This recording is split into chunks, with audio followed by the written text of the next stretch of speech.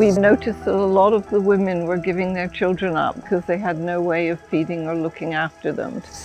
And we built this purpose-built village about 50 miles north of Dhaka.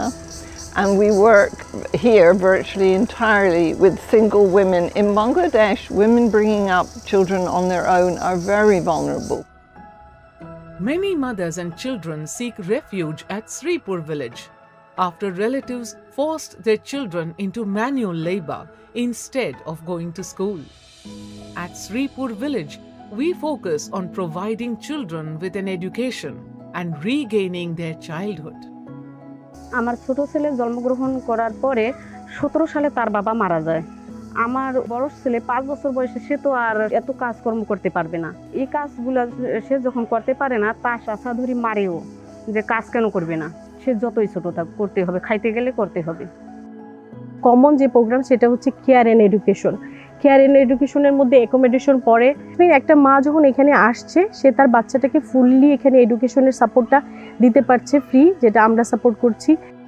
So we hope to give them both the psychological and physical skills and a lot of vocational skills so that when they leave here they can be independent in the community.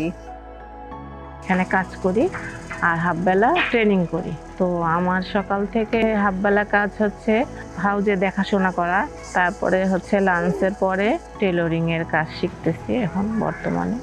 আর আমি এখানে care giving একটা training করছি। টেইলারও 6 মাস করছি, করার পর এখানেও মোটামুটি কাজটা আমি শিখছি। ভবিষ্যৎ বইরা আমি যদি খাইতে পারো।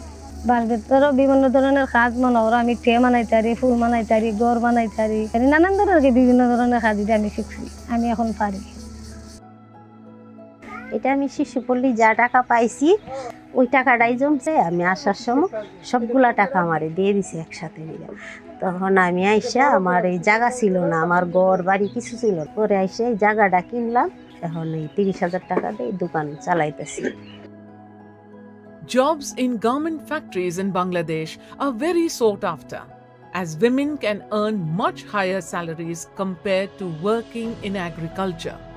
From a sample of mothers who left Sripur village in 2022, 38% were able to secure higher paying jobs in garment factories, thanks to vocational training we provided them. এখন আমি সংসার চালাচ্ছি বর্তমানে শিশুপুলির মাধ্যমে। স্যারেরা আছে, তারা আমাকে যোগাযোগ করে দিয়েছে। পরিবেশ অনেক ভালো, কাজ করতে অনেক ভালো লাগছে।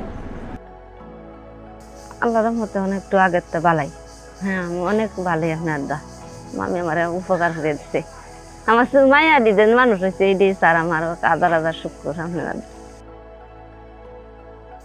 এখন সেলাই মেশিন কাজ করছে। সেলাই মেশিন পাশাপাশি এমনিতে হাঁস, মুরগি, ছাগল এগুলো ফালতেছে। এনে না গেলে শিখতে পারতাম না যে কেমনে করে বাঁচতে হয়, কেমনে করে চলতে হয়, এগুলো তো শিখতে পারতাম না।